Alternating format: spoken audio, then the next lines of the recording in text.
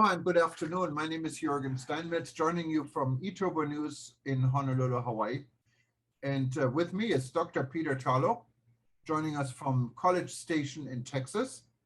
It's a beautiful day here in Hawaii today, and I assume Texas has clear skies and it's nice weather there, isn't it? Well, we do have most of the day clear skies, but this weekend is a very hot weekend. It'll be in the upper 30s if you're using the Celsius temperatures, or the upper 90s if you're using the Fahrenheit. Lots of humidity. And so this is a wonderful place to be if you want to get rid of wrinkles, because it's like being in a wet sauna. So, and it also gives you an opportunity to wash your clothes a lot, because every time you go out, you're sweating. So we do have blue skies, except when it starts to rain, which is in the late afternoon. So it's a very tropical, this is a tropical time. This is the wettest summer we've ever had. We usually have a drought, and this year we're having kind of a wet summer, but it's only like an hour a day. But certainly in comparison to what's going on last week in Europe, we have nothing to complain about, because I know that they've had terrible flooding in Holland and in Belgium and in Germany. Lots of people unfortunately died, and that's a real tragedy. Yeah, no, it is. And it's actually the area I grew up in, so I'm very familiar with the area. It's between Düsseldorf and Cologne, and I was born and raised in Düsseldorf. So it kind of hits home, and I can tell you my own niece is affected by it. Her entire neighborhood is flooded, including their basement. And but that's not that important. It's important that they're alive. That's right. You can replace money, you can't replace life. Absolutely. And we don't know what the end of it is, because there are close to 1,000 people still missing.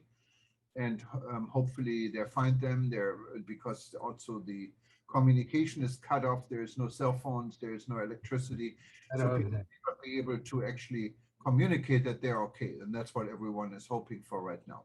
And that really almost segues. On Friday, there's a major Zoom conference about peace and tourism. And one of the things I think that conference, we don't want to go over 3 hours worth of a conference, but one of the things that conference underlines is the importance of to tourism of well-being, health, and life. And you cannot have tourism where people are fearful, whatever that fearful is. I had a conference last night, 2 days ago, with the Colombian police, and we were talking about, if Colombia wants to rebuild its tourism, it has to be able first to assure people of a safe environment. And safe could be from issues of floods, to safe could be issues of crime or terrorism. But in all cases, I think we have to underline that the tourism industry is totally, especially in this post-COVID or restarting COVID world, depending on how the Delta variant is going to play out, how important it is to provide good health, good safety, good security, because without those elements, tourism will die. Yeah, no, absolutely. And Peter, you have been in the safety and security business for tourism for many years. Yes. And tourism police is always something you try to advocate, and actually you train police. So what's different? I'm just always wondering, what is different in a training session, in going to a regular police academy and then add the tourism factor? Is it like for a police officer to understand the cultural differences, or what do you teach? Well, there's lots of things that have to be taught, but one of the key elements is that if something happens to you in your home, you have a backup. For example, your sister is dealing with a flood, but she speaks the language. She probably has a bank account. She can get to some form of resources. She has time because she's not going anyplace. But if suppose I were in Germany at the same time, I don't speak the language. All of a sudden the ATM machines go down. I don't have any money. I don't understand German culture. And so I need really special help in a way that a local doesn't need. She has the time, your sister would have the time, in a week to recover, whatever it's called, the insurance people. My flight's leaving in 2 days. And now what do I do? So one of the things that we want to teach police is, how do you deal with people who need special help? That means they don't speak the language. They don't understand the culture. They don't understand the bureaucracy. They don't understand why people panic. When we travel and something goes wrong, time is a major element. All of a sudden your flight is canceled and you don't know when you're going to get your next flight, and you don't know how much money you have, and you're paying for a hotel when you budgeted for 3 days and now you're spending a week. So all of those issues become important tourism security issues, changes the perception. So usually when we're working, we look at obviously issues of security, issues of safety. We're also looking at issues of economics, of reputation, of health. Today, we have to think about biosafety as a very important part of tourism security. And then understanding that the police officer needs to be more than just someone who prevents a crime or stops a crime.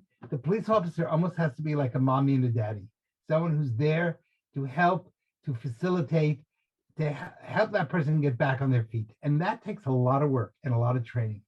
So one of the nice things about tourism policing is that it really enhances the reputation of a place and also encourages major conventions, because unfortunately we live in a world where there's lots of lawsuits. And if you have a tourism police force in your community and you've spoken with them, then a meeting planner has one less worry and is able to be protected against a lawsuit. So there's a lot of elements to it. It's very complicated. Usually if I give a course, we barely get done in a week. I mean, I'm talking 8 hours a day, 5 days a week, 40-hour course, and there's still much more to go. And how are the police working together? Is there an international standard? Is there an international organization that communicates across borders? Because travel, after all, is a global business. Yes, and that's a really good question, and the answer is no. And that might be something that the World Tourism Network ought to be developing. It's an international standard because people are demanding it, and each country, we don't even have standards on what defines a crime. So when you look at the data, the statistics, and they say our crime rate is 1 in 100,000 or 1 in 200,000, you don't know what, each country has a different definition of what a crime is. And so it makes it really difficult. And one of the things that many people have said to me is, wouldn't it be great if the World Tourism Network developed some standards, and we maybe even created a pattern which would allow police departments to know this is the minimum they have to do, at least to be certified, they would have to do this. Yeah, and I really think it's a good idea, and I think World Tourism Network should invite police to join our organization and start an interest. Well, I'm going to be meeting with many police officers in Florida tomorrow, and it's going to be, one of the things I want to talk about is the need to integrate police departments into tourism networks and vice versa. Often the tourism industry is as much at fault. It basically ignored security. It kind of put them down and was afraid. And the bottom line is good security makes good sense. So you could spell sense S-E-N-S-E or C-E-N-T-S, whichever way you want to spell it. But a place that has good security ends up economically vibrating. And that's something that we have to really consider in this world, especially the world where unfortunately we don't have a lot of peace. And tourism tries to bring peace, no doubt about it, but we have too many wars and too many angry people around the world. And now, of course, there's kind of a double sword. I mean, tourism is about people coming together, having a conversation, having a dinner, having a drink together. That all is now stopping. How do you see Zoom replacing it? Because on the other hand, Zoom, within a minute, you can have the entire world on your call. But is it really the same type of communication? They are. Yesterday, I was speaking with some people who've developed Zoom Coffee and Zoom. What they do is they send everybody a certificate to go to like a Starbucks and bring your coffee to Zoom, and then everybody gets together. And that's one of the new kind of marketing examples. But the bottom line is it's never the same as being with another person. And now when they're talking about the resurgence of the Delta variant and new lockdowns, And as you know, in Australia, they really are strict now. They won't let you go more than an hour and a half out of your house, and you can't go more than 6 miles from your house. This is really a difficult situation because tourism is all about people getting to know people and getting beyond the differences and finding commonality. Yeah, it's having a drink, having a party, having playing ball together or whatever. Right. That is what tourism is about. So we shouldn't forget this because we're getting so used to Zoom and we think, oh, the world is all together on Zoom. Yes, it is. But is it really Yeah. the way? It's artificial. And in the end, Zoom cannot replace you. Zoom cannot replace human relationships. It helps. It certainly helped us during the lockdowns, but it was only a halfway measure. And we need to get back to having people being together, talking together, playing together, even yelling at each other together. That's so part of the human condition. Humans are pack animals, and we're going against the psychology. That's why during these lockdowns, the amount of suicides has gone up around the world terribly, and depression. And somebody was saying to me last week that they just feel sad. They were calling me from Great Britain, and they said everyone looks just sad. And of course, it's from a lack of human action. Tourism brings joy to people's minds, into people's faces, and we're not doing that. Yeah, and it's even worse in some parts. If you look at South Africa, for instance, right now, there are protests. I don't know. Do you think we would see the same type of violence, looting, if tourism was active, if people could meet each other, or Well, do you, it's kind that's a very good question, because we saw, for example, on the West Coast in the United States, places like Portland or Chicago, or which is not the West Coast, I understand, the middle of the country, or Seattle. And these were cities that were very strict on lockdown, so strict, and then they exploded. And people's businesses were destroyed, people's lives were destroyed. And I think if we had more interaction, we could come up with a way of showing we need people, and we're not giving them that essential. And so, and on top of that, the lockdowns in a lot of ways don't make any sense, because the number one thing that kills COVID is the sun. And if I lock you in your house, you're not getting any sun. What we maybe need to do is come up with ways to have new tourism systems. We put in Hawaii, everybody in the beach, put everybody in a park so that they're getting lots of sun. And maybe that's why Hawaii's tourism is booming, because you have a lot of beaches. It could be. And I think we're really very different from what I understand the rest of the world. Tourism is booming here, and our tourism board is desperately trying to see ways how to cut tourism, not to increase tourism. So that is very different. I also had a conversation earlier with our friend, the Honorable Minister of Tourism for Jamaica, and said numbers are back. 1 million people in Jamaica have traveled to Jamaica. The hotels are fairly full. So I think business is rebounding faster than we ever thought. And this is because people want to get out. People are just tired. Right. They don't really care. I mean, some people say, okay, there's Corona, I want to get out. Yeah. I think if they have another set of lockdowns, as you know, Los Angeles moved to forcing people to wear masks again.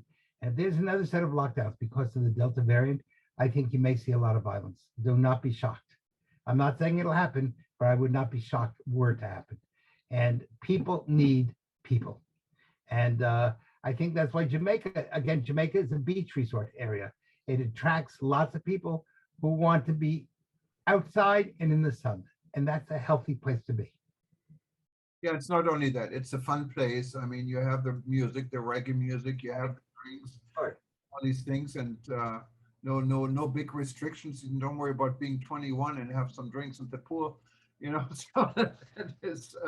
And after being locked in, almost in prison for 18 months, people need that. Yeah, no, absolutely. And so I understand that. But I think this picks up on that conference for Friday. The idea that peace through tourism, one of the ways we need to have peace through tourism interaction. And if we're able to figure out safe ways, we don't want people to get sick, but if we can figure out safe ways for people to interact, I think the world is going to be a lot more peaceful. Yeah, and if you really also look in the history and specifically at the International Institute for Peace to Tourism, the successful initiatives, give you a few examples. The example, I remember one of the conferences I attended must have been like 15, 20 years ago in Geneva, the first major conference where um, Louis D'Amour brought in Israel, Palestine, and Jordan together on one stage, and everyone was shaking hands and said, "We want tourism. We want to work together." So, and tourism is definitely an industry of people. Sure, crossing borders. There's lots of stuff going on in the Middle East today, some of which I can't discuss, of countries that were at war who are now cooperating on tourism. And that's really an important concept. And I'm working with police departments across the Middle East on how they can cooperate with each other to deal with the negatives, such as drugs, which certainly exist in the world of tourism, but also the positives. And how do we make people face that? And quite serious issues. Tourism does have to face the issue of human trafficking. That's a major problem. We do have legal crossing of borders and illegal crossing of borders. We're seeing that in the United States with the whole problem on the Southwest and the amount of COVID that's now coming across and infecting people. So we have to try to find ways to create legal cooperation that's going to lead to collaboration. And when we do that, I think we're bringing the world one step closer to peace. Yeah, and then again, we're getting to the subject of tourism policing. I mean, if you see human trafficking, even worse, I've been involved many years. I've been on the committee, what was a task force by the United Nations World Tourism Organization against sexual exploitation of children in tourism. That is going on everywhere. We only about Thailand and Cambodia, but it's really going on everywhere, including in every country, including the United States. And that is definitely an issue. It needs policing. It needs people who understand the problem. And I know Marriott Hotel has been an example for the hospitality industry to actually detect this problem and train their staff to understand this problem and react when they see a problem. And now you have a perfect example of tourism policing right there. So there's the side of tourism policing that helps people when they have a problem, and the side of tourism policing that prevents problems from happening, both the proactive and the reactive side. Both are necessary for successful tourism industry. Now, Peter, with our current situation and you being an expert, how do you see once the world is opening, or where the world is opening, let's put it this way, do you see an increase of crime, property crime against tourists, for example? There's always been property crime against tourists. And part of the problem is most tourists don't report the property crime because they don't know where to find a police officer. They may not speak the local language. They don't know where a police station is. They don't want to use the time. And most tourists assume that if they do make a crime report, other than a passport, they're probably never going to get their property back anyway. So why waste the time? They might as well just go on. So, and people who are not very nice know that. So that you have issues of crime across the world. For example, in the Caribbean, the number one negative for the Caribbean is the perception of crime and the fact that people are afraid they're going to be ripped off. And so the issue is, how do you create a situation where people are made to feel safe, but not fearful? And how do you mix the need for seeing police officers' presence and yet not get people to say, oh my God, what's going on here? I better run away. So these are very sensitive issues. Of course, each country has its own issues, but one of the things we're seeing across the world is as tourism increases, so will tourism crime. And that's just a reality we have to accept. I know, fascinating. And I think it's a very good outcome of our talk today. We're going to start a police interest group. Yes, I think we shall. And I'm going to start promoting that around the world. And again, I think this is a good way for people to become involved in the World Tourism Network. And that's a very important, and this will be something that we can, a gift that WTN can give to the world. Yeah, and it's important. Communication is always important. Right? And where we can help, we want That- to. Well, that's Peter, it. I wish you Well, good luck with your thank you. I hope you have the rest of your weekend is great. And I will be speaking to you on Monday. I'll be with police officers from around the United States talking about tourism safety, but I'll be back home on Tuesday. So I'm looking forward to speaking to you then. Thank you very much. And if you stay Take tuned, care. I'm going to summarize today's news. And also in rotation, we're going to give you the IIPT conference or summit we had talked about. So just stay tuned on this screen. And if you wanted to listen to any of the segments in archive, just simply go to livestream.travel and you find everything there. All right. Have a wonderful day. Bye bye. Take care. Thank you. Bye-bye. Thailand's Koh Samui reopens to vaccinated international travelers. SKA with ring above L welcomes reopening of Thailand's second largest island to vaccinated foreign travelers in the Samui Plus program. Travelers must travel from an approved country, and they must have been in that country for no fewer than 21 consecutive days. Adult arrivals must be fully vaccinated by an approved COVID-19 vaccine no fewer than 14 days before travel date. Koh Samui, Thailand's second largest island and its neighboring islands Koh Phangan and Koh Tao has opened to vaccinated international travelers without quarantine in the new Samui Plus tourism scheme intended to kickstart the island's tourism industry, which has been devastated by the COVID-19 pandemic.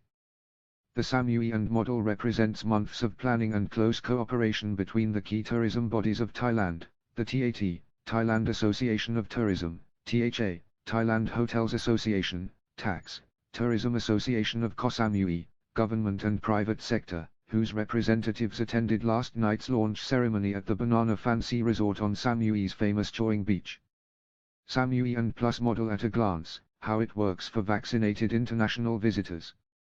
Travelers must travel from an approved country, and they must have been in that country for no fewer than 21 consecutive days. A certificate of entry, COE. A negative RT-PCR COVID-19 test no more than 72 hours before travel date. Adult arrivals must be fully vaccinated by an approved COVID-19 vaccine no fewer than 14 days before travel date. Travelers under 18 do not require proof of vaccination, but must travel with fully vaccinated parents or guardians and show negative RT-PCR COVID-19 test. Insurance policy covering COVID-19 expenses of at least $100,000. Arrival is via Bangkok's International Airport Suvarnabhumi and transfer to direct Bangkok Airways terminal for direct flight to Koh Samui via sealed transit route. Must stay exclusively at an ALQ approved hotel for the first 7 nights of their stay. May stay at an SHA and Plus approved hotel or private villa in Koh Samui, Koh Phangan or Koh Tao for the next 7 nights of their stay Koh Samui. All airline and hotel bookings must be pre-booked and prepaid and include payment for the mandatory 3x RT-PCR COVID-19 tests. Must download and install alert applications. Must be tested with RT-PCR COVID-19 test on the following days of their visit. Day 01 ST RT-PCR test on arrival at the hotel, and wait for result. Day 13 if result is negative, tourists free to enjoy their hotel facilities. Day 47 the sealed route and tourists free to enjoy 3 predetermined designated routes, a natural attraction, wellness spa or diving. Day 6 or 7 2 NDRT-PCR test at the hotel. Day 8-14 if negative, tourists free to travel around Koh Samui, Koh Phangan and Koh Tao and stay in SHA and Plus approved hotels. Day 12 or 13 3 road RT-PCR rest will be conducted at the hospital. If negative, tourists are free to travel domestically within Thailand. Domestic travelers also enjoy access to Koh Samui, Koh Phangan and Koh Tao provided that they comply with the following conditions, which apply to local Thai as well as non-Hashfail visitors. Fully vaccinated with an approved vaccine no fewer than 14 days before travel. A negative RT-PCR COVID-19 test no more than 72 hours before travel date. Recovered from COVID-19 for at least 14 days. Meanwhile, visitors to Koh Samui can expect a much improved island following the local authorities' investment in an upgraded infrastructure, public utilities, transportation and safety measures.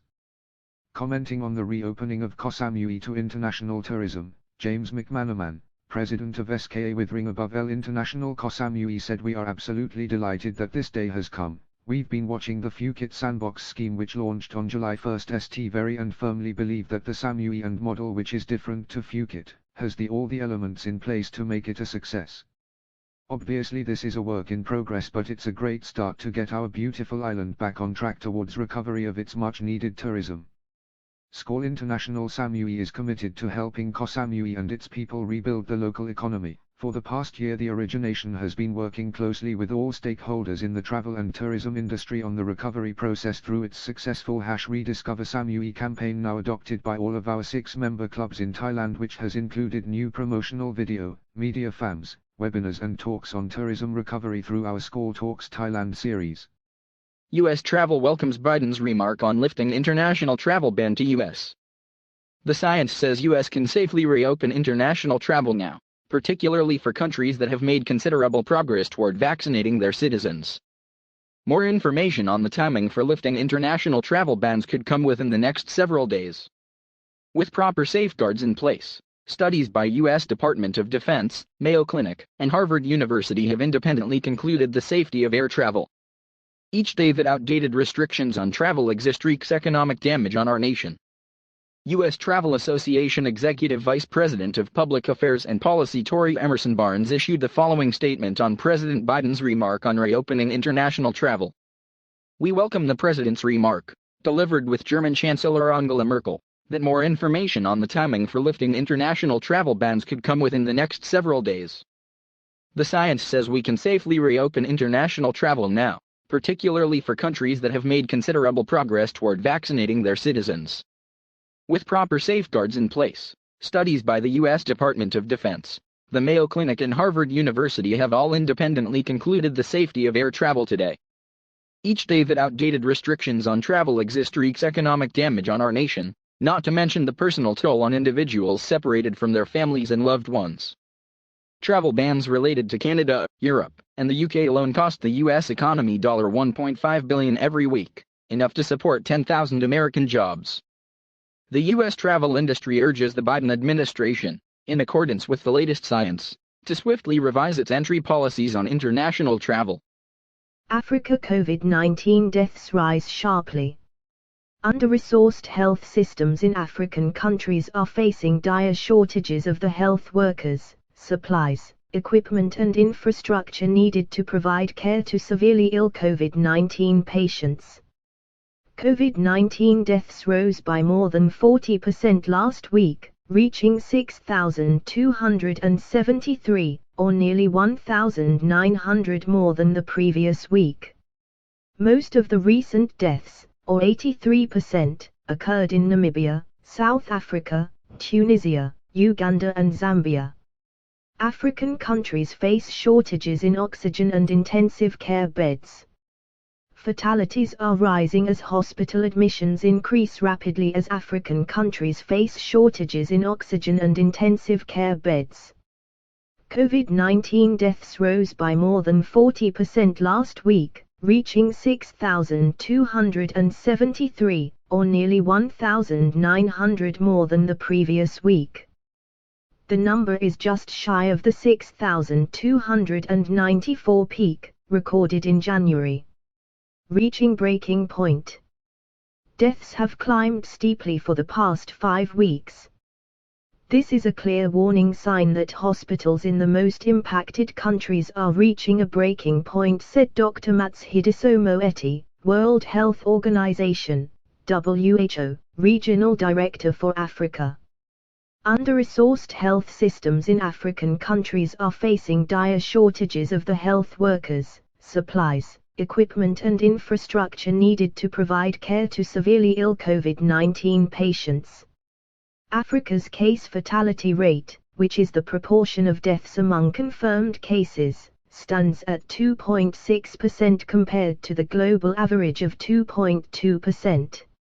Most of the recent deaths, or 83%, occurred in Namibia, South Africa, Tunisia, Uganda and Zambia. 6 million cases. COVID-19 cases on the continent have risen for 8 consecutive weeks, topping 6 million on Tuesday, WHO reported. An additional 1 million cases were recorded over the past month, marking the shortest time to reach this grim milestone. Comparatively, it took roughly 3 months for cases to jump from 4 million to 5 million. Delta variants drive surge. The surge is being driven by public fatigue with key health measures and an increased spread of virus variants. The Delta variant, the most transmissible, has been detected in 21 countries, while the Alpha and Beta variants have been found in more than 30 countries each. Globally, there are 4 COVID-19 virus variants of concern. On Wednesday, a WHO emergency committee meeting in Geneva warned of the strong likelihood of new and possibly more dangerous variants emerging and spreading. Delivering effective treatment. WHO is working with African countries to improve COVID-19 treatment and critical care capacities. The UN agency and partners are also delivering oxygen cylinders and other essential medical supplies, and have supported the manufacture and repair of oxygen production plants. The number one priority for African countries is boosting oxygen production to give critically ill patients a fighting chance. Dr. Moeti said effective treatment is the last line of defense against COVID-19 and it must not crumble. The rising caseload comes amid inadequate vaccine supplies. So far, 52 million people in Africa have been inoculated, which is just 1.6% of total COVID-19 vaccinations worldwide. Meanwhile, roughly 1.5% of the continent's population, or 18 million people, are fully vaccinated, compared with over 50% in some high-income countries. Spam and misinformation. WhatsApp blocks over 2 million India accounts. The abuse detection operates at 3 stages of an account's lifestyle: at registration, during messaging, and in response to negative feedback, which WhatsApp receives in the form of user reports and blocks. WhatsApp blocked 2 million India accounts last month for rules violations. 95% of the accounts were blocked for exceeding limits placed on the number of times messages can be forwarded in the country. WhatsApp's top focus is to prevent the spread of harmful and unwanted messages. US-based multi-platform messaging app WhatsApp reported that it has banned more than 2 million accounts in India between May and June of this year for rules violations, including harmful behavior and sending a high and abnormal rate of messages. While 2 million is only a fraction of platform's 400 million strong user base in India, the number of banned accounts is significant since it is about a quarter of the 8 million bans WhatsApp hands down globally each month. Noting that 95% of the accounts were blocked for exceeding limits placed on the number of times messages can be forwarded in the country, the platform said its top focus has been to prevent the spread of harmful and unwanted messages. The abuse detection operates at 3 stages of an account's lifestyle: at registration, during messaging, and in response to negative feedback, which we receive in the form of user reports and blocks, WhatsApp said in its report. While user-to-user conversations on the platform remain encrypted and private, WhatsApp said it pays close attention to user feedback and engages with a team of specialists and analysts to evaluate edge cases and improve effectiveness against misinformation. In addition to responding to user complaints, WhatsApp said it relied on behavioral signals from user accounts, available unencrypted information, profile and group photos, and descriptions to identify potential offenders. Social media and communications platforms have to publish monthly reports that list details of its actions under the country's new information technology rules. This was the Facebook-owned messaging application's first such report since the rules came into effect recently. Despite publishing the report, WhatsApp has continued to refuse to disclose the initial sources of fake news, hoaxes and illegal viral messages that have been blamed by the government as having incited mob violence in the country. Although India's the new IT rules have a traceability clause that requires platforms to track and reveal the accounts from where such messages originate, WhatsApp has challenged this obligation in court on the grounds that user privacy would be affected. In May, the company filed a lawsuit in the High Court of the National Capital, New Delhi that argued the provision was a dangerous invasion of privacy and would break the app's much-touted end-to-end encryption that apparently ensures messages can only be read by the sender and receiver. Bahamas tourism charting new course. Under the theme, Charting a New Course in the Future Development of Global Tourism, Forward, Upward, Onward, Together, top executives of the Bahamas Tourism and Aviation Ministry met with the organization's global sales and marketing team to discuss the future of the tourism industry in the Bahamas and the integral role that the team plays. A virtual event assembled tourism professionals from across the Bahamas tourist offices and incoming members of sales. In attendance were members of the Ministry of Tourism and Aviation in Nassau, as well as the sales and marketing global team representing markets in New York, Atlanta, Florida, Houston, Toronto, Europe, and Latin America. This meeting will go on record as one of the most important gatherings of our sales force.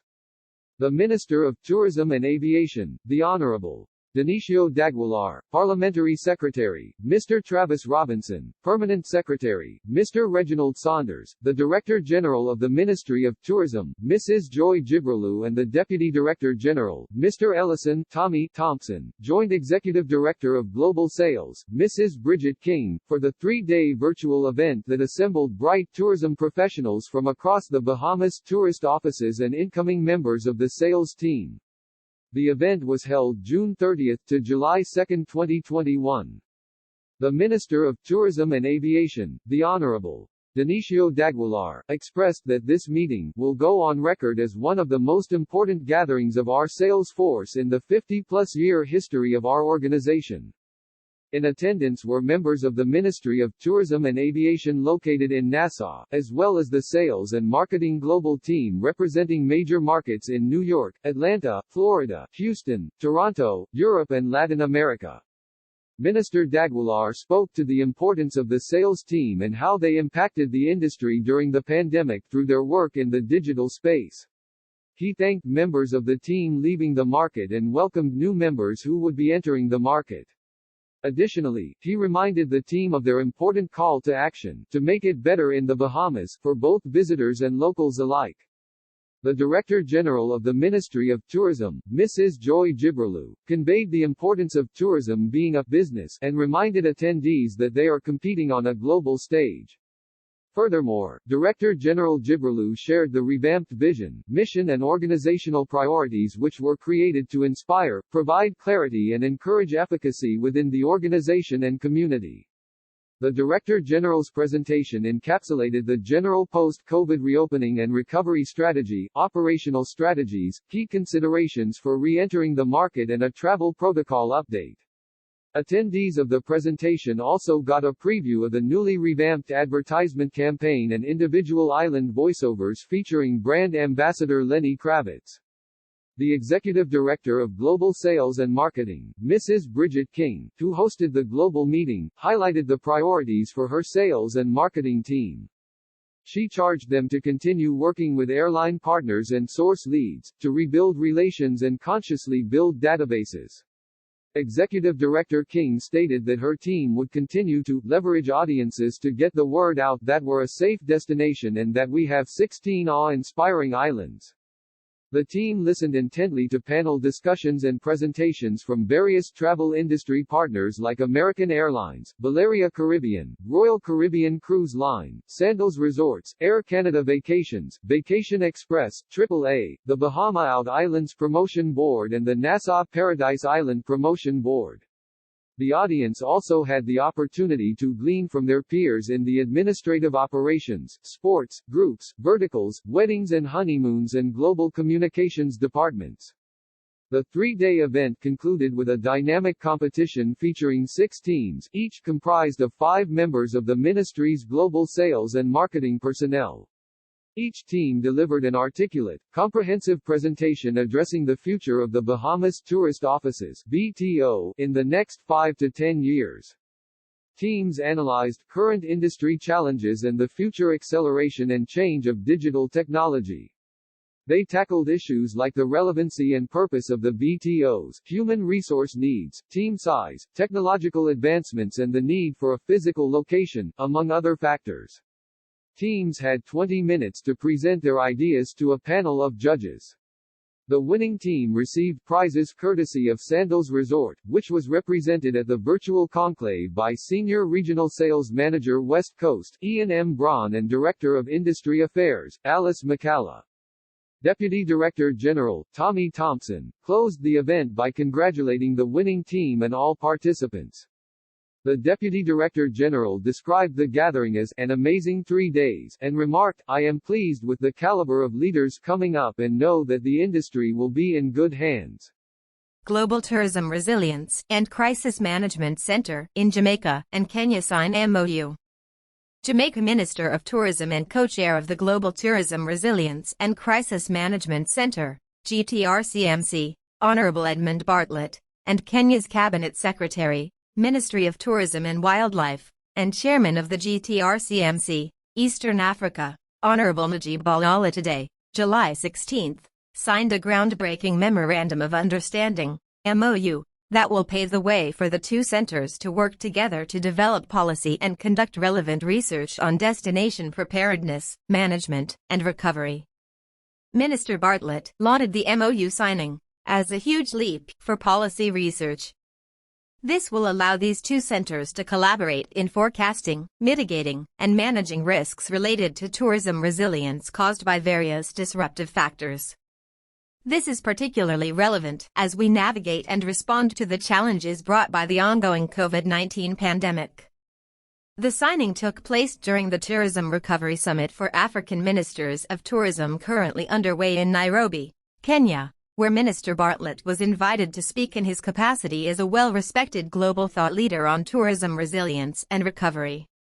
Minister Bartlett lauded the MOU signing as a huge leap for policy research. It will allow these two centers to collaborate in forecasting, mitigating, and managing risks related to tourism resilience caused by various disruptive factors. This is truly an exciting opportunity. The GTRCMC East Africa at Kenyatta University is a regional satellite center of the international GTRCMC, located at the University of the West Indies, UWI, Jamaica. This is particularly relevant as we navigate and respond to the challenges brought on by the ongoing global COVID-19 pandemic. We must be at the forefront of coordinating responses, surveillance, and monitoring, and organizing economic relief efforts within and across borders. Collaborations such as this are both critical and timely, the minister said. Minister of Tourism and co-chair of the Global Tourism Resilience and Crisis Management Center, GTRCMC, Jamaica, Honorable Edmund Bartlett, Second Right, and Kenya's Cabinet Secretary, Ministry of Tourism and Wildlife, and Chairman of the GTRCMC Eastern Africa, Honorable Najib Balala, Second Left, display MOUs signed earlier today, July 16, between the two centers. Looking on our Vice-Chancellor of Kenyatta University, Professor Paul Wainaina, Left, and Ms. Anna K. Newell, Director of International Relations, GTRCMC Jamaica. The GTRCMC East Africa at Kenyatta University, Nairobi, Kenya, is the satellite center of the Jamaican-based GTRCMC, located at the University of the West Indies, MONA. The MOU signing took place during the African Tourism Recovery Summit currently underway in Nairobi, Kenya. Minister Bartlett was invited to speak at the summit in his capacity as a well-respected global thought leader on tourism resilience and recovery.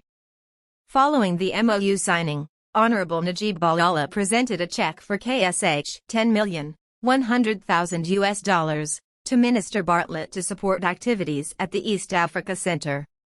The MOU will facilitate a strategic partnership as it relates to research and development, policy advocacy and communication management, program/project design and management and training and capacity building, specific to climate change and disaster management, security and cybersecurity management, entrepreneurial management, and pandemic and epidemic management.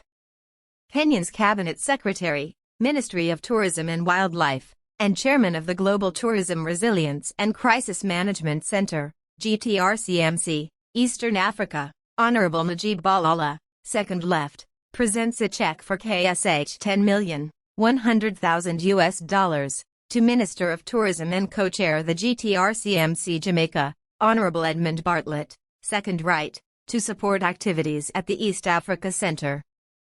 The presentation took place following the signing of an MOU between the two centers earlier today, July 16. Also participating in the event were Vice-Chancellor of Kenyatta University, Professor Paul Wainaina, left, and Ms. Anna K. Newell, Director of International Relations, GTRCMC Jamaica.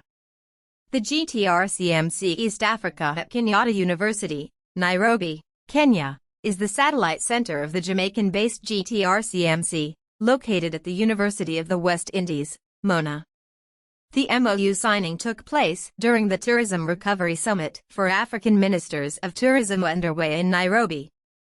Minister Bartlett was invited to speak at the summit in his capacity as a well-respected global thought leader on tourism resilience and recovery. This will be done through programs or undertakings such as joint research activities, joint teaching or supervision of students, staging of joint seminars, conferences, workshops, training initiatives, and academic meetings, short/long-term student exchange or study abroad activities, exchange of academic materials and other information, collaborative academic programs, joint collaborative grant proposals, collaboration in distance education, other mutually beneficial endeavors. The stage was set for the MOU signing in 2019 during the state visit of the President of Kenya, His Excellency Uhuru Kenyatta, where discussions were held between representatives of UWI, Jamaica's Ministry of Tourism, the Global Tourism Resilience and Crisis Management Center, and Kenya's Ministry of Tourism and Wildlife, Kenya, to explore establishing the GTRCMC East Africa at Kenyatta University. Minister Bartlett also toured Kenyatta University and the GTRCMC East Africa, where he was hosted by the Vice-Chancellor of Kenyatta University, Professor Paul Wainaina. #Rebuilding Travel. Give e-tourist visas in India now, urges former IATO leader. Travel and tourism leader Subhash Goyal, chairman of the STIC Group and former president of the Indian Association of Tour Operators (IATO), says the country needs to immediately begin allowing e-tourist visas in India and scheduled international flights in the months of September and October to begin to restore the sector. COVID is going to stay, and we have to learn to live with it, says Goyal. The majority of India's tourists come between October and March, therefore, this upcoming season is vitally important. Thousands of travel agents and tour operators have already gone bankrupt. The only hope for survival is starting of e-tourist visas and scheduled international flights. Goyal went on to say, "We have to fulfill our Prime Minister's dream of making India a $5 trillion economy. Tourism is the only industry which is labor-intensive and has a multiplier effect on the economy. Therefore, we need to act now before it is too late. The tourist season for India is from October to March, and we need not to lose this opportunity in the year 2021, since year 2020 was a total washout." In 2019, India earned Rs. 10,981 crores foreign exchange from the period January to December, or $3.1 billion United States dollars in the month of December 2019, source Mo. The country received more than 10 million tourists in 2019. International tourism accounts for almost 10% of India's GDP and approximately 11% of direct and indirect taxes. Hospitality and the tourism industry employ about 58 million people directly and about 75 million people indirectly in India. About 10 million people have either lost their jobs or are on leave without pay. While domestic tourism is helping a few hotels, people like government-recognized tourist guides, tourist transport operators, tourist taxi drivers, and small tour operators and vendors are starving. Thousands of travel agents and tour operators have already gone bankrupt. Like all other countries in the world, they did not receive any financial support or bailout package. The only hope for survival is starting of e-tourist visas and scheduled international flights. There are over 350 million vaccinated people, and they should be allowed to travel internationally. The whole world is opening up for people who have received both the vaccination or have tested negative.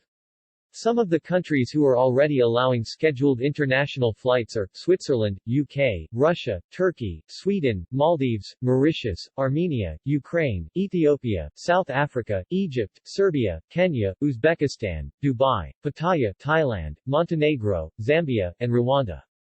COVID is going to stay, and we have to learn to live with it. Just like Africa allows people with yellow fever vaccine to travel, similarly, we should allow fully vaccinated international tourists to travel to India and Indians to travel abroad to the countries which are open to Indians via scheduled flights. The sooner we do this, the sooner it will help our economy revive. This will not only help to save millions of jobs but also enable India to further boost its exports and become a global leader, which is a dream of our Prime Minister. #Rebuilding Travel.